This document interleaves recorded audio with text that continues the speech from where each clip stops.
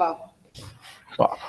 Hello, Facebook and YouTube. We are starting our weekly live chat. We decided that we're going to make this a weekly Wednesday experience. I'm here. I'm Kirby Bridges. I am your tennis pro here at Essential. Your host and tennis coach at Essential Tennis.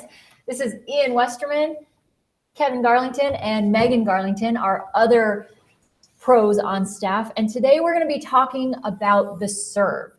I think that there are going to be tons of questions coming in, so I'm really, really excited to answer all of those on YouTube and Facebook. Just make sure that you drop them down below in the chat. Megan is over there checking in on all of the Facebook questions, and I will be trying to do my best to keep up with the YouTube questions. So everybody, let us know where you're watching, and any questions that you have about your serve throughout the broadcast, feel free to leave those in the chat down below, whether you're watching on Facebook or whether you're watching on YouTube.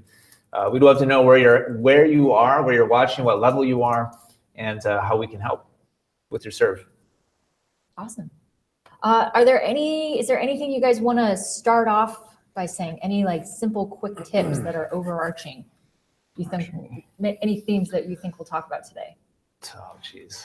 Oh, jeez. Well, the serve is, unfortunately, everybody refers to it as the most important shot in tennis, and I definitely can't disagree with that. It's unfortunately also the most complicated mechanical movement in tennis and the most foreign to most tennis players, at least the way it's supposed to be executed.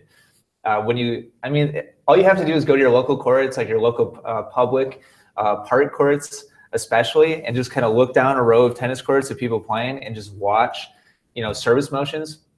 You see all kinds of crazy stuff.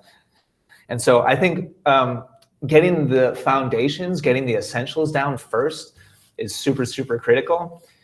And for those people, especially adults who did not grow up playing some kind of overhand motion sport like football or baseball, doing it correctly can be a really foreign feeling. So I guess my biggest tip to players in general would be to be patient and focus on the very, very basics. Video yourself so you see what you're actually doing. More than likely, it's completely different than what it's supposed to be in a fundamentally sound motion. Anything else? I think that covers a lot of it. I'm not gonna lie. I almost had a freak out. I wasn't getting anything in the chat, and I thought we had to be offline, but I was in the wrong window. So what window are you in? Because I'm not seeing. I'm not seeing any either. Okay, so we were in the test window. Okay. So now that I see that you guys are here with us, I just want to say like a true welcome. Okay, so you're in the test. Yeah. We're going to get this worked out. So thank you so much. I see you guys coming in from Taiwan, Lake Geneva, Wisconsin. Somebody tell me where that to go. Yeah. So just to make sure that we are all on the same page, again, we are only answering serve questions today. So I want to start off with a Facebook question from Sheila Jarrett Beal. I hope that you're watching. For newer players, when and how do you start incorporating the knee bend into your serve? You guys want to take that away? For me, and we'll see what everybody else thinks about this. There's been a bunch of debate on the interwebs over the past couple months about this. The whole question of how important are the legs relative to the upper body motion. There were some internet coaches that were publishing videos saying that the legs aren't really important at all. You need to master your upper body. And then some other internet coaches, maybe you know who I'm talking about, maybe you don't, published videos like directly saying, well, they didn't like come out and say the name of the first person. Maybe you guys know who I'm talking about. But they said, oh, he's full of crap. Like, of course you need to use the legs. It's like the strongest part of the body, et cetera, et cetera. So for me personally, I definitely lean more towards that first belief that the upper body mechanics are way more important than lower body. So for me, if you're just starting learning how to serve, if you're a beginner, don't worry about the legs at all, in my opinion. The upper body mechanics are way more difficult to learn. As I mentioned a second ago, totally foreign to a lot of players who didn't grow up throwing overhand a lot. And so you need to spend time getting familiar and comfortable with that first before you ever start to worry about adding in the legs, in my opinion. So, when should you add the legs? I would say when you have a fundamentally sound upper body movement is when you should start to worry about using the legs actively. Those are my thoughts. I would actually agree in the sense that I think if you're thinking about the kinetic chain, you're thinking about how you're going to use kind of the ground force and pushing up. Well, let's say you do use your legs and you push up, but you don't have the mechanics mastered on the rest of the upper half of your body. Then you've done all that leg work for nothing, because all the energy you've produced is going up through your body doesn't have a chance to effectively kind of produce the racketed speed and the things you want at the end. So it's really important, I think, that when you're looking at the whole picture, get the upper part correct, where you can manage your swing and create the acceleration, and then just adding the legs turns into being a bonus. So I think that's one thing to really think about, because those upper body mechanics usually are the biggest kind of thing that most players struggle with, I found. Yeah, if you have a janky upper body motion, I don't care how much you use your legs, you're not going to have a big serve. Meanwhile, Jason Pfister in the chat. Who has a great serve. He's made it very clear in the Does chat. he? Yeah. Jason said, guys in wheelchairs hit bombs. Totally true. They're not 6'8" or whatever, like Raonic or whatever other big server that comes to mind. And they don't have any use of their legs at all, but they can still hit great serves. As big as Raonic? No, but I think the whole point is the upper body motion is much more important than maximizing your leg drive. Absolutely. All right, let's jump on to our next question. How do you get racket head speed? Racketed speed. Swing fast. I think that's almost a tough question, because are we just talking about swinging fast? Are we talking about kinetic chain? I think if you're just talking about general, swing fast is correct, but it's like you want to think about what are you getting the racket head speed for, and are you correctly getting the racket head speed to aim or put the ball in location? You can go out and swing fast and hit the fence, and you've got some racketed speed. So I think it's about maybe thinking about the purpose of the racket speed. Obviously it's for your serve, but it's like how much racketed speed can you create and also control where the ball is going to go. So I think maybe, preferencing that. I think a lot of times, like, people who have a slower racket head speed are actually, they stop during their, like, they'll take your racket back and then they're stopping here and they're stopping here and making all kinds of quick stops throughout your swing. The momentum of the racket will help also, as long as it's one fluid motion. We have a coaching program called Max Serve Acceleration that focuses 100% on creating more racket head speed. Because without good racket head speed, you can't have a big flat serve, you can't have lots of spin, you just can't have anything that makes a serve good or effective or a weapon. So in that course, we focus on three different things. We focus on flexibility, shoulder especially. We focus on strength, building up muscles in the shoulder, in the core, in the lower body, and smoothness. If your motion doesn't have good rhythm, if it's kind of stop and start, if there's hitches, even if you have great flexibility and you have great strength, physical strength, you won't be able to hit that big of a serve if you don't have a good, smooth rhythm that actually flows well. So for me, those are the three kind of main areas that combine to give you the best racket head speed possible on the serve. All right, let's move on. Aura Blaze just asked, is there anything I should... Aura Blaze? That's amazing. Yeah. I'm just going to comment randomly on handles again. Is there anything I should do with my non-racket arm other than keeping it up for as long as possible? I think that's a misconception. I think there are times where you actually can keep your arm up too long, and there are times where you can drop your racket, your left arm too early if you're right-handed.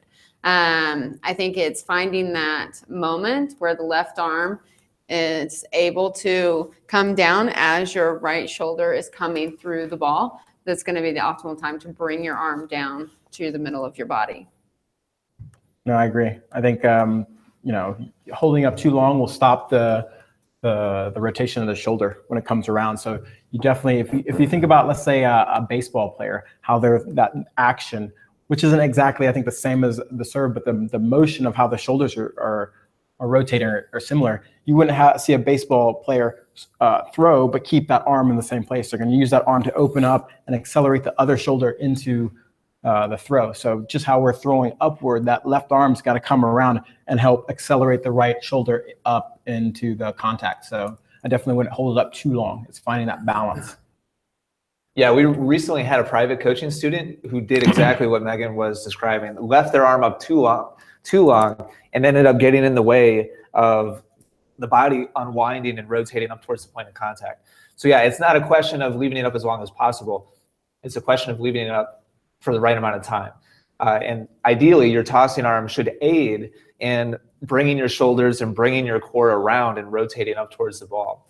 I think a great visual is if you've ever watched figure skating, when a figure skater goes into a spin and brings her or his arms in to accelerate the body spinning around.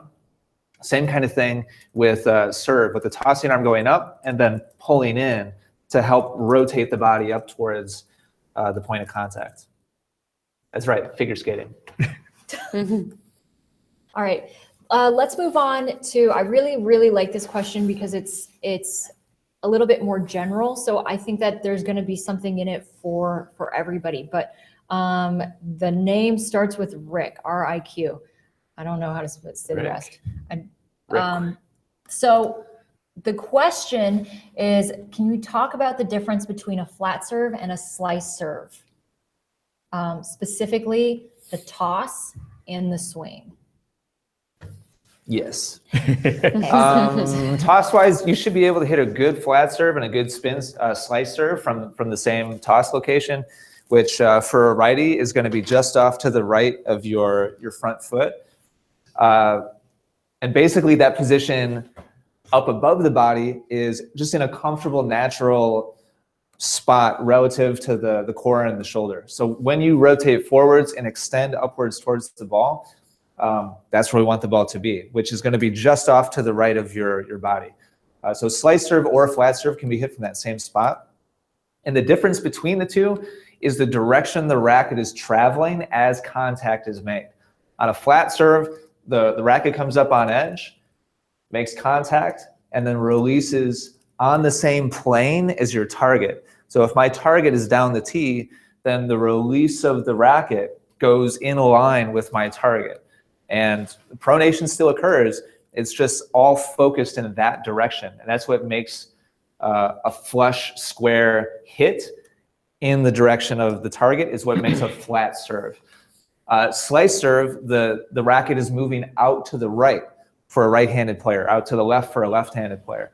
So if my target is right down the tee, now the path of my racket is skewed off to the right, and that's what makes rotation. Rotation is not made by hitting more of the side of the ball. Strings should still be facing your target. The difference is the path of the racket, which is more out to the right. Still, like, unbelievably widespread misconception about this. Slice is not made by hitting around the side of the ball or by carving the ball. It's by accelerating past the ball in a direction other than your target. That's what makes spin. Just like on a topspin forehand, topspin is created by swinging past the ball vertically, not by wrapping around the top of the ball or coming over the top of the ball. I think I got it. While you're standing up there, I've got a quick question. Yeah. So this is from Piglets 2007. Amazing. I'm sure there's lots of variations, but I'm confused about where my feet should be pointed during my serve. You'll see different variations on this. Some players are more pointed towards the net. I would say you want to avoid either extreme. You don't want your feet pointed towards the net, straight towards the net. You also don't want your feet totally parallel to the baseline. If anything, you should be closer to parallel. Most players are at about a 45-degree angle into the court. Extremes on this, I think Nadal is pointing forwards quite a bit to start with his front foot. McEnroe was pretty much dead parallel, like totally sideways when he set up for his serve. Most high-level players, their front foot is about halfway in between, and their back foot is more parallel to the baseline.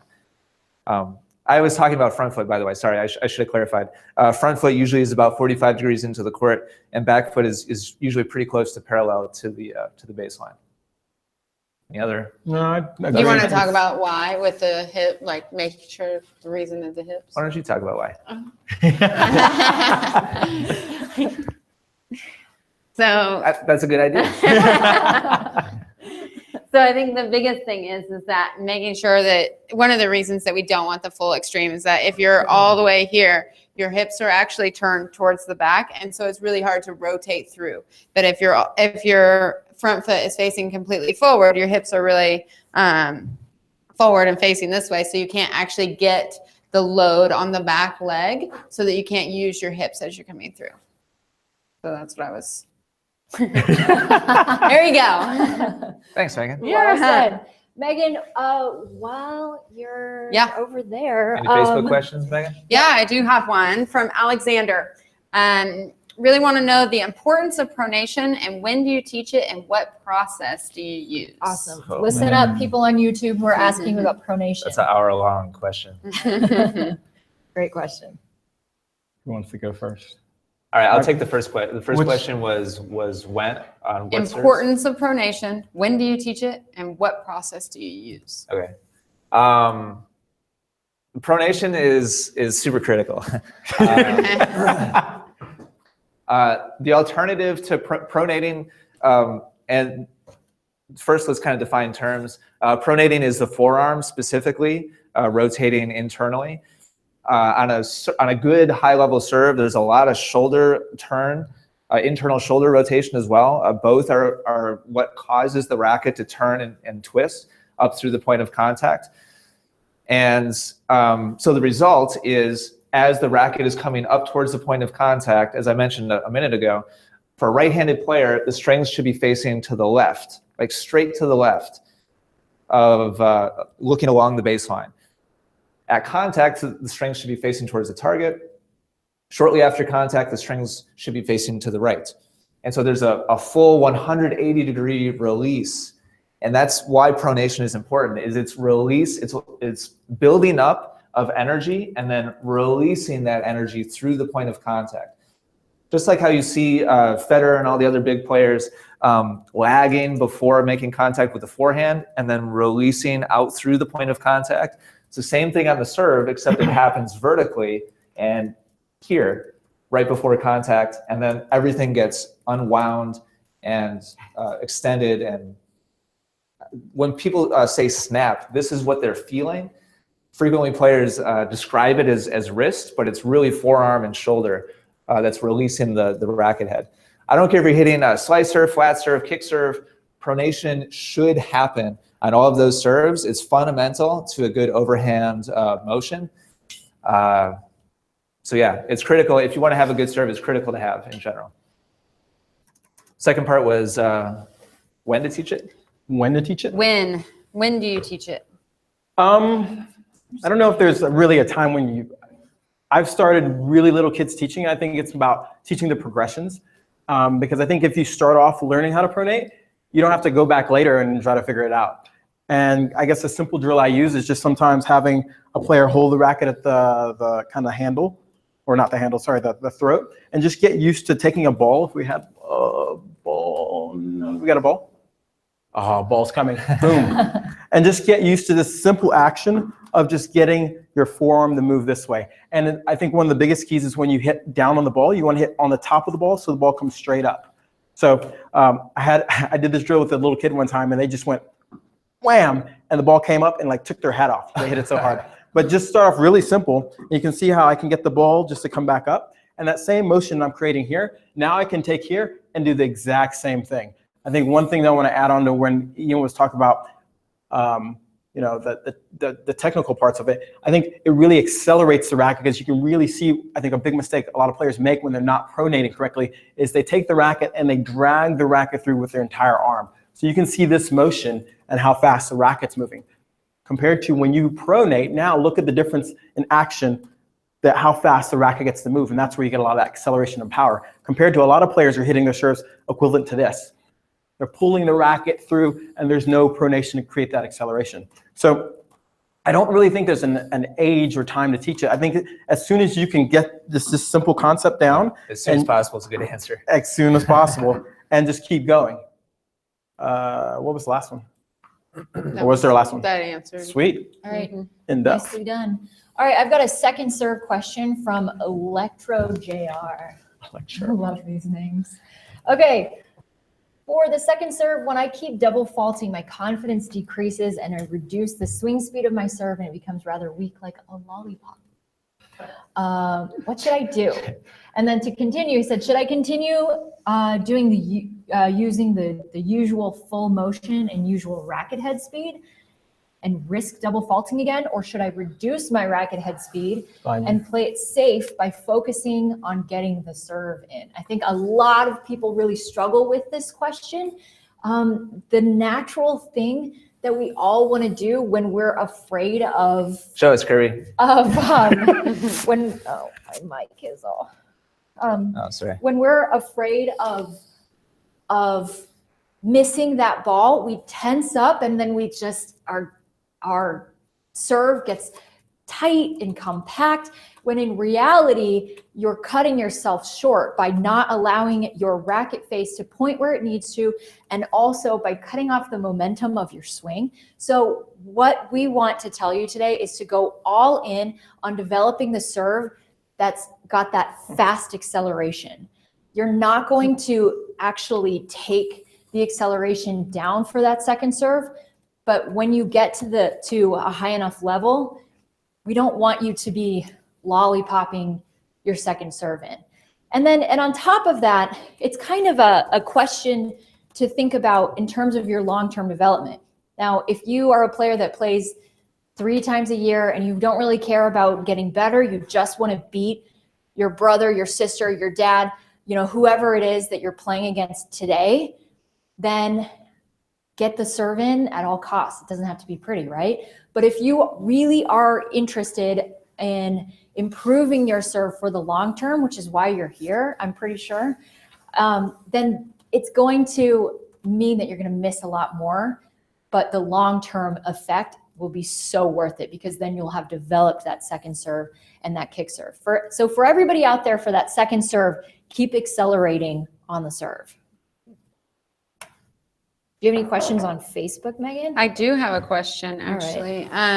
Kevin wants to know about how long the backswing should be. This is totally stylistic, Nathan. You'll see some players draw the racket. It's Kevin. Oh, sorry, Kevin. It's close. It's actually Kevin. I'm asking this question for my own. Kevin's like, some players have more kind of classic take back and bring the racket down first before coming up into the trophy pose. Others have more of a Racket kind of style take back where from the kind of initial setup, racket just goes straight up into the trophy pose. And others still will kind of draw the racket face down, kind of across shoulder level. It really, honestly, it doesn't matter. You can have a world-class serve doing all 3 of those. I think those are the 3 main choices. The length or which style you use really doesn't have anything to do with, assuming the rest of your mechanics are fundamentally sound, you're not going to get any big benefit or detriment depending on which of those 3 you use. The more important parts are how you load your body, how you load your arm and your shoulder, whether or not you release the racket head, et cetera, et cetera. So it's stylistic, basically. Quick question. Do you guys think an underhand serve is ever a viable option? Sure. When you blow out your shoulder, yeah.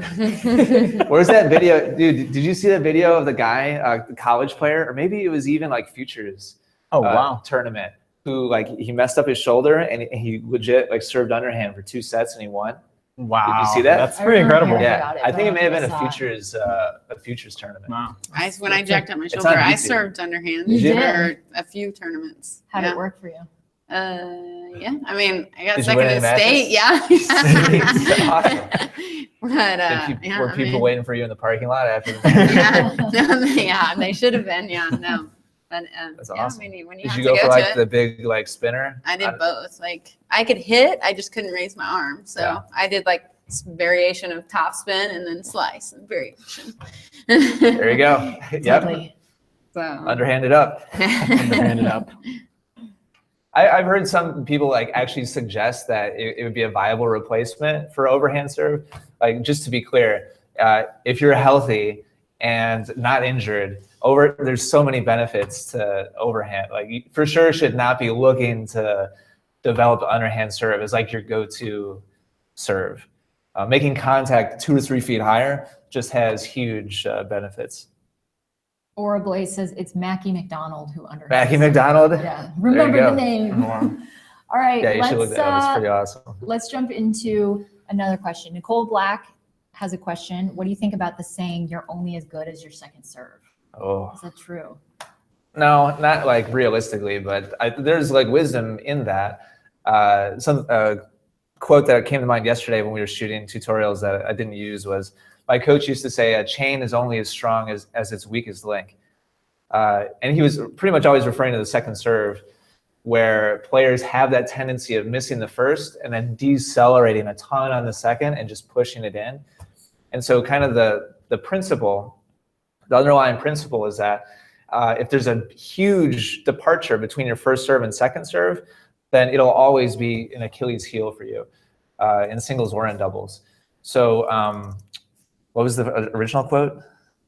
You're only as You're only as good as your So second no, serve. like there's all kinds of players with terrible serves that are amazing off the ground and like still don't lose. So I'm not gonna, it's not like the end all be all for your tennis game. It depends on your other strengths and weaknesses. But is there truth in the principle in general? Yeah, absolutely. Like you need to make sure your second serve is confident and effective if you want to be the best player possible. And I think also adding, I mean, the second serve, if you think about it, to win any sort of match, you have to be able to hold your serve. So if you're only, throwing in short second serves that might be an approach, that puts you in a really compromised position. Who was the Russian? Oh gosh, she struggled with her serve. Dementieva. Oh my God, but she had amazing ground Oh strokes. my I mean, she God. would throw in It like was something the like saddest thing watching her Yeah. catch toss after toss after toss. But she won so many matches, throwing in like 20, Maybe that's why like she won so 25 much. double faults. But her Oh, ground no. strokes were absolutely amazing. So I mean, so what Ian's saying, it does depend on what else you have in your game. But I mean, I can't imagine maybe the possibilities for her if she had a better service game. If she wasn't throwing in 20. Exactly. That's the question. Yeah. How much more would she have won if she had an Yeah. amazing serve? Oh my God. So, yeah, it's not that the second serve doesn't matter. It matters tremendously. But as Kevin said, you need to know your other strengths and weaknesses also. I have one more. Go for Kirby. How is the handle of the serve? I'm assuming that talking about the grip of the serve. Oh, I see. Where's that racket? Up there? Yep. Okay. So James, if you could just zoom in on how we're holding the racket. Is this okay, or should I reposition? Okay. So for a righty, on every grip, we're going to be talking about the first base knuckle of your pointer finger. And we talk about the heel pad as well, in terms of where to position. And then when you take a look at the bottom of the racket, you can tell that I have the side plane facing up. So this is the first bevel. This is the second. And then this is, oh, wait. What am I talking about? Oh, yes. Okay. I don't And know then where this is number 3. I'm in the chat Oh my right God, now. I just had a moment. Okay, so you are going to want to have a continental grip. That means putting your right knuckle on number 2. Here we go. I said that right? I just questioned Number my 2. whole Yeah, existence you're right. there. Okay. All right. So again, that's number 2, continental grip. For lefties, it's the same thing, but we go from the opposite direction. So this is one that's pointing straight up, and then to the left, That's number 2. So we're just gonna hold it like this so that your knuckle is not completely on top of the racket. It's just off to the side. Hope that makes sense. Good job, Gray. I'm glad we all made it through that one. Okay. Andre has a question. Is the trophy position really going to make a difference in my serve? Yes. There's the answer. And that's the end of the podcast. Thanks for tuning in. Earlier, I used the word load, loading the body. And that's essentially what the trophy pose is a couple different things. It's rotating back away from the net or towards the back curtain. So if you guys can imagine that the net for me is this way, a big part of the loading in the trophy pose is rotating back. For most players, when you watch on TV and the camera angle is directly behind, you can see their chest facing towards that back angle camera. Not all the way, but usually at least 45 degrees to load their core and their body so that they can then unwind forwards and create power. And the other main part of it is tilting vertically with the plane of the shoulders. And this is partially bowing out of the hips, but also tilting of the shoulders and the upper body. The serve is a much more vertical swing than what most people realize. And so the trophy pose is essentially those two things. It's rotating back and tilting vertically, and that loading of the body is storing energy to then unwind and release through the point of contact. So yeah, if you don't have a trophy pose, then basically what that means to me is standing and just hitting the ball forwards without loading the body and basically winding and unwinding the body into the point of contact. Anybody else?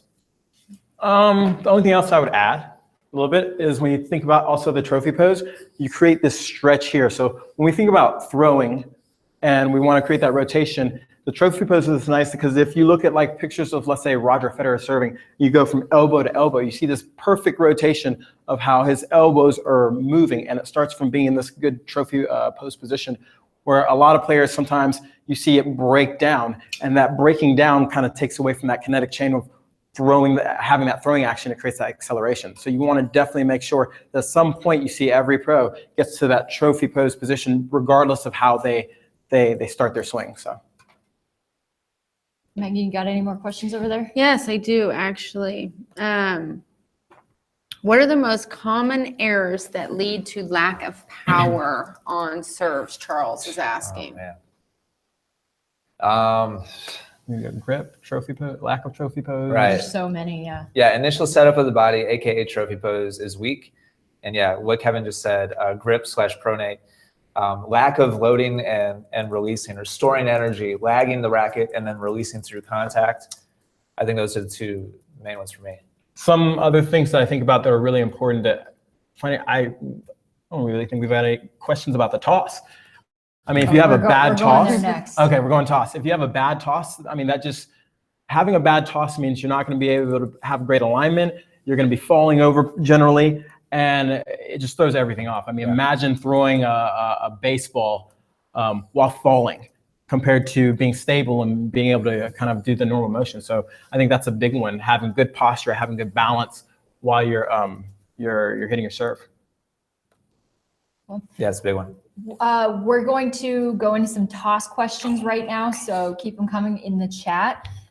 The first question I have is, I mean, it's kind of all over the place, and so I'd like to touch on everybody's questions. We've got some from Nacho about toss consistency, Electro JR, saying when I toss the ball too far behind, the ball's too slow, should I be tossing it in front of me? So can we give kind of an overall some toss tips? Toss tips. Yeah. Somebody else go. I'm finding something for somebody. I'll go actually, because I have one of the best things that anyone ever told me about tossing was to find a corner of the fence and to line up to where your right shoulder is in line with that corner, and to work on just working on it going, I can't do it from here, sorry. Okay. to line up the corner and then just work on coming from the inside of your leg straight up and straight down. And it should actually, when you go up, it should come straight down that corner of the fence. If you are going this way or that way or behind you and have variation, then you're going to see because it's going to hit the fence. But it's really important that you're really close to the corner and that you're going straight up, and it will make sure that it's coming back down. And that way you can also work on your rotation of the ball. I think a lot of times tossing, when people have a lot of trouble, it's because it's coming off the fingers too much and there's rotation on the ball. So if you can get it to where there's not a lot of rotation on the ball, it's a lot better for your toss. And that drill against the fence also helps that. Ivan just asked Megan, is it okay to use that same, I'm sorry, not related, my bad. I thought it was piggybacking off of that. Oh. Is it okay to use the same toss for first and second serves? Ivan, it totally depends on what type of serve you're trying to hit.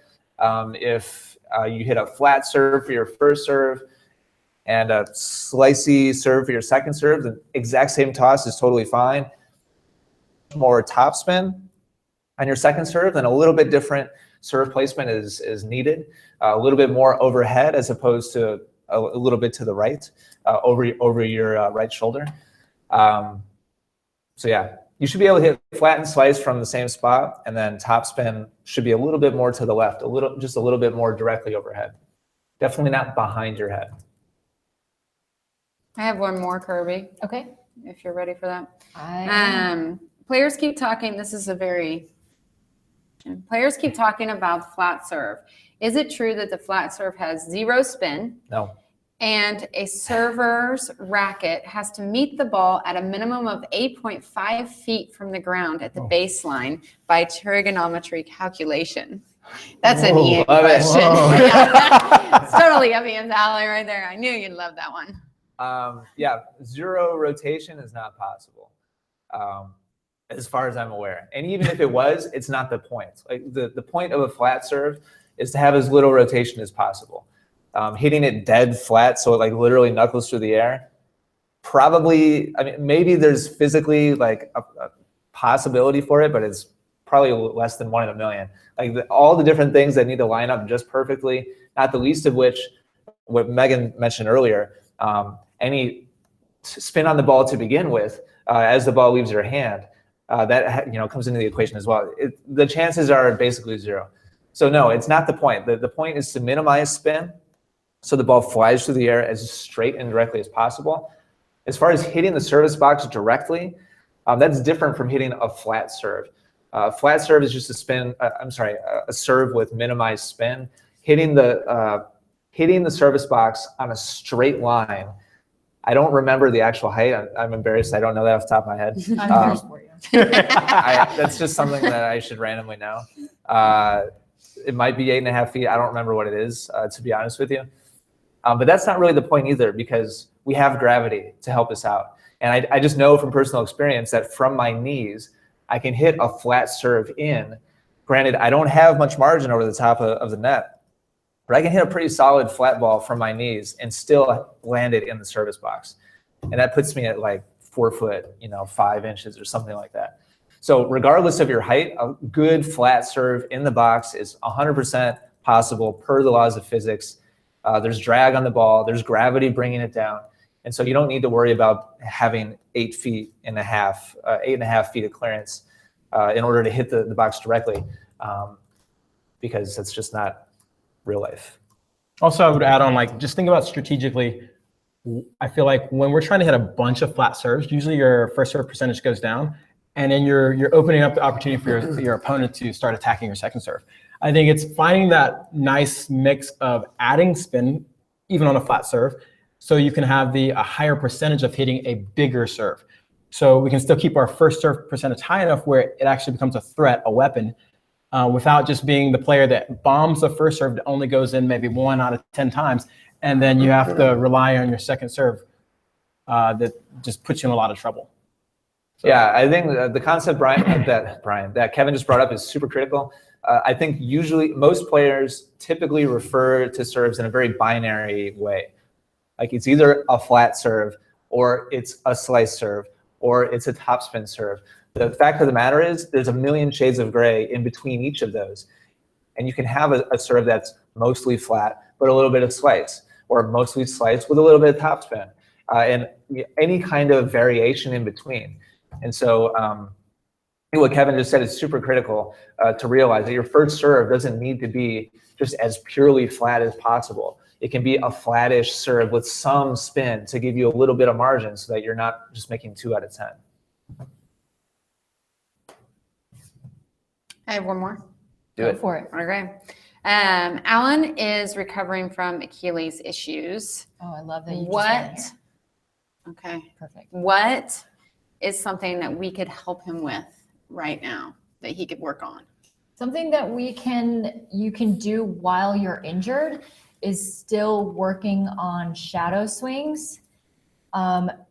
If you haven't done this before, then do it. And if you've seen more than one of our live broadcasts, I'm sure you're tired of me saying it, but do it. So what we're looking for is you take your phone, which I'm sure is in your hand right now, and you put it right here and you press record, and then you take your racket and start swinging how you would normally swing your serve, and then look at the phone and go back in the slow motion and review what you're doing.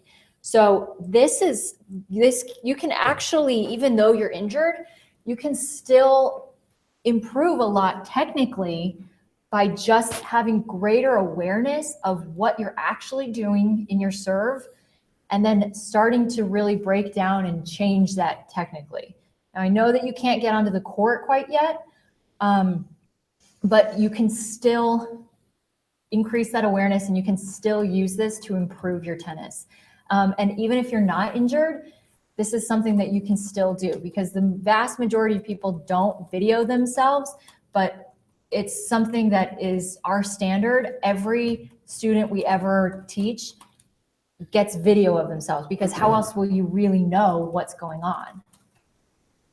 Do you guys have any other suggestions for how to improve? I can't top that one. No, Yeah. that was really good. I've got a question about another injury from Brian O'Connor, saying, I've been working on getting my toss more forward to be more efficient and to avoid shoulder pain. Is there one type of serve that's harder on your shoulder? So that's part one. What? Kick serve for sure. Okay. I Yeah, think. that's what I was just going to say. Yeah. And then to avoid shoulder pain. Don't hit kick serves. Technique. Don't hit- Technique. I think it's Yep. all about the Yeah, technique, for making sure that your technique is flawless. Even if you have to slow it down, do a lot of shadowing, do a lot of videoing, make sure your technique is good. That's where most of the shoulder problems come from, is just poor technique. But the kick serve is the hardest on the shoulder. And I will say that sometimes, especially in the beginner level, slice serve can kind of be hard on your shoulder, especially your rotator cuff as well, because of the technique. Thinking too many people, like Ian was saying earlier, thinking that you want to go around the ball. And so many people are doing their slice that way instead of the correct way. And that can cause a lot of shoulder problems as well. I had a lot of shoulder problems in college, and it wasn't until after college that I found a warm-up / strengthening routine with elastic bands that has helped my shoulder tremendously. I just posted a link to that video, a video where I demonstrate it, and there's, I think, also a download so that you can take the PDF, and you can do this at home or on the court or at the gym or wherever. Anytime before I work out or before I'm going to play, like for real, I always do this. Otherwise, shoulder pain comes back for me. It's really simple. It only takes like a minute and a half, 2 minutes, but has helped me tremendously in avoiding shoulder pain. Will you send me that one and I'll post it on Facebook for these guys too? Yeah. Please. Cool. And Alexander actually asked the question, what training do you recommend in the gym to improve my muscles that I use in serve? So that itself, that would be a really good place to start. Max serve acceleration, I mentioned it really early in the broadcast. 2/3 of that coaching program is with a trainer. And we work on mobility and flexibility and strength and stability in the shoulder. Most of that program is fitness related, necessarily fitness, but like shoulder health related. So definitely I'd recommend checking out max serve acceleration. Got a follow-up question from Ivan. I have a hard time throwing the ball over my head without throwing it too far to the left. Any tips for the specifically for the kick serve toss? That's can I see the ball? interesting. So I wanted to stay in the shot. So I'm gonna stay right here. So when it comes to your toss, a lot of times we tend to carry it out, and our toss goes to, you know, where we don't want it to go. Somebody else just asked about how do I get my toss to be accurate and consistent every time so that the person doesn't read the ball that's coming. Well, this is how you do it. So when we toss, first of all, I always like to use the imagery of holding the ball like an egg. And I'm a really big food person. I'm obsessed with food. So everything that I think about is related to food. So it's like going into your favorite plate, or my favorite place, the pantry. And you step into your pantry where there are multiple shelves, just snacks. So there are shelves all the way up, and your job is to get that egg up to the top shelf. That's where the best snacks are. Where the best snacks are, so that Everybody's the egg hungry. doesn't break. So you have to be gentle. So you hold it in your fingertips instead of your palm, which we see this happening a lot. And then in that case, people toss the ball all over. And then the other thing is making sure that your arm stays on one plane the whole time. So somebody like Maria Sharapova, she's got a great toss, and you can see how her tossing arm goes straight up and down every single time. It's not moving out over here. It's not going out over here. So to follow up on the drill that Megan was talking about earlier, where you position yourself into a corner. Sorry, someone said they just got hungry. Well, me too. And toss up and down over and over.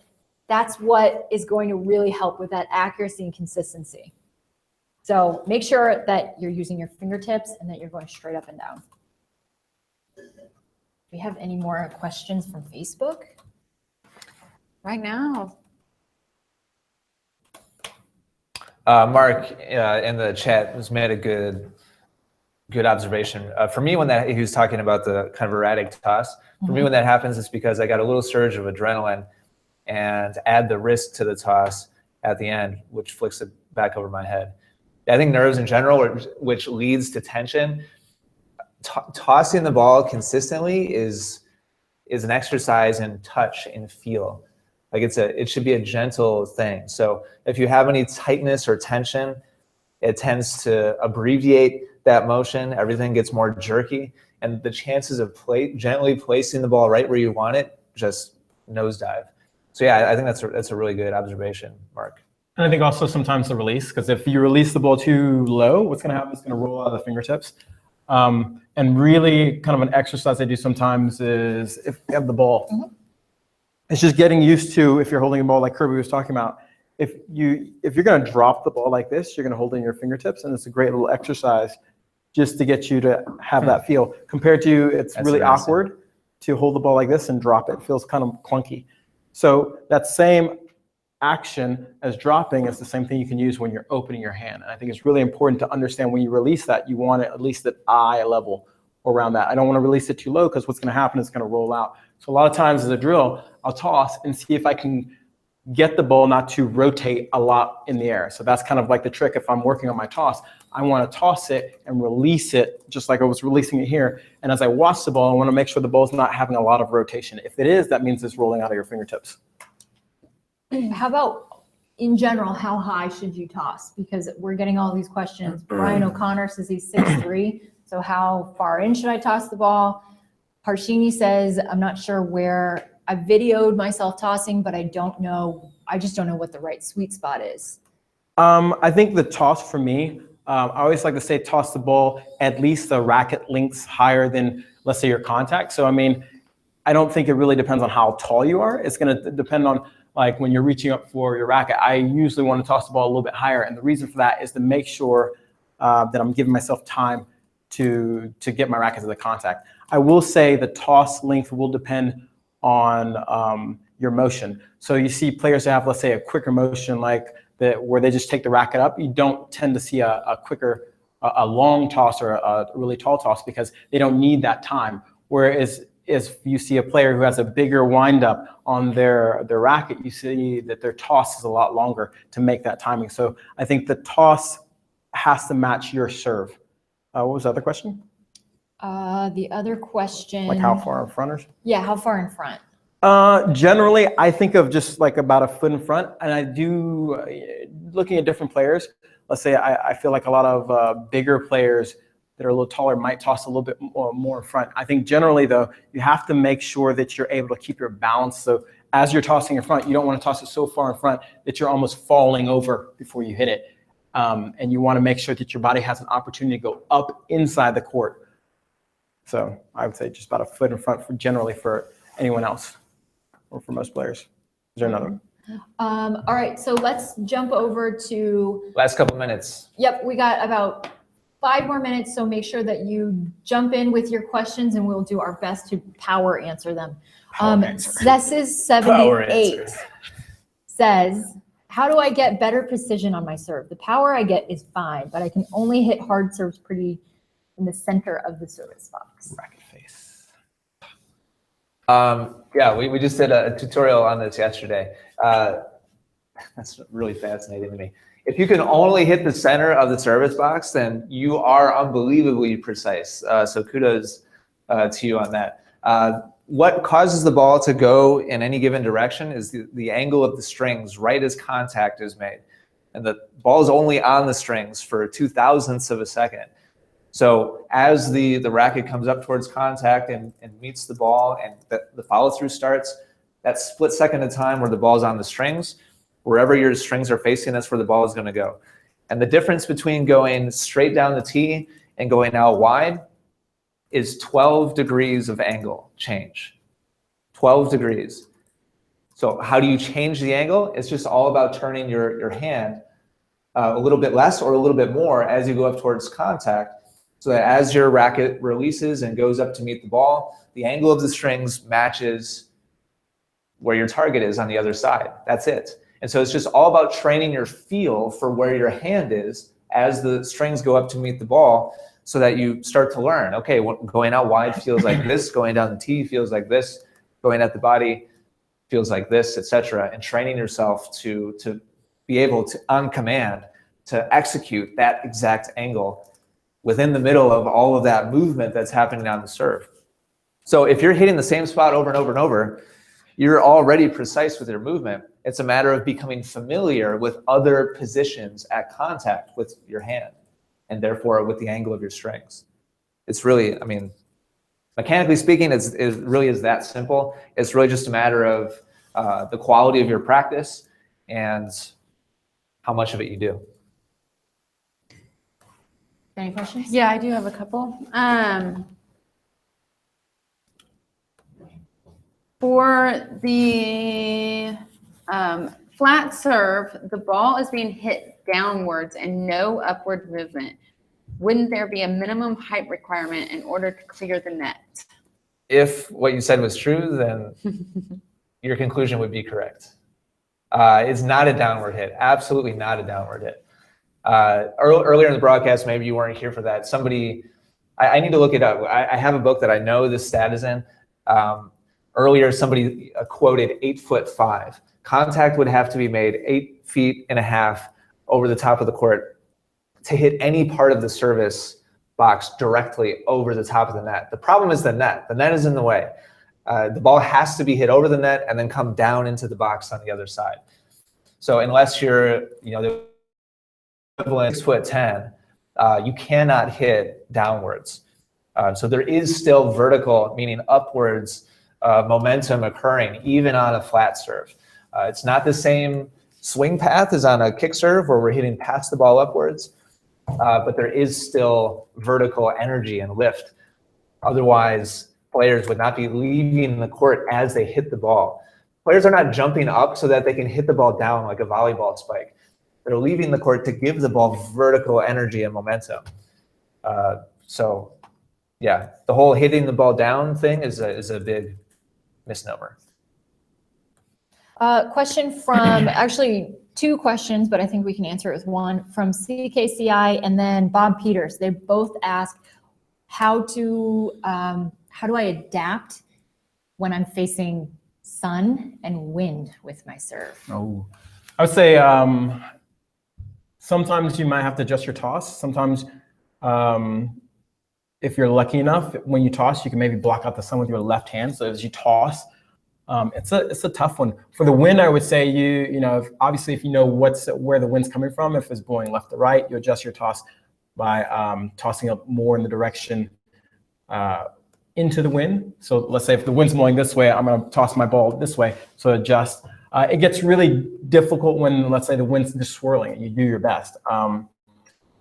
Sometimes I've seen players, and I've used this where I don't toss it as high. I think players that have a really high toss really struggle in the wind.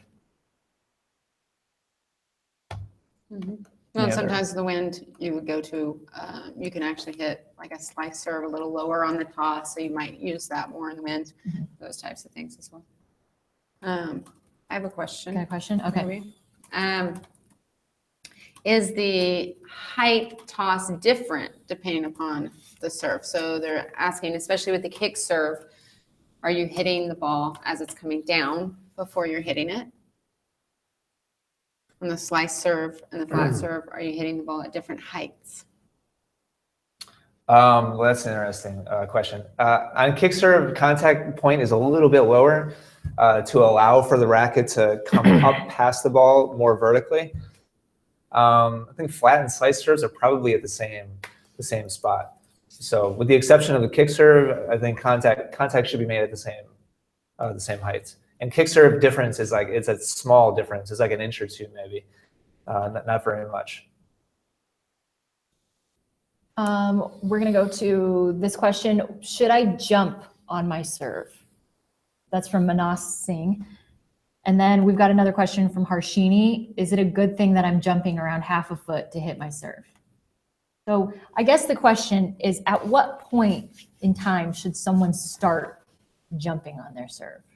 I'd almost say, maybe looking at it a different way, is not should I jump, is what I'm doing with my legs and doing the right technique creating enough force that's making me jump.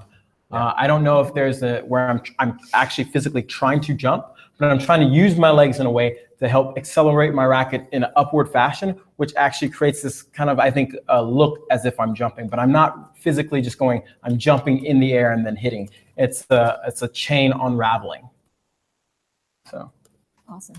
Well, do you guys have any other quick serve tips that you don't think we got to? Keep your eye on the ball.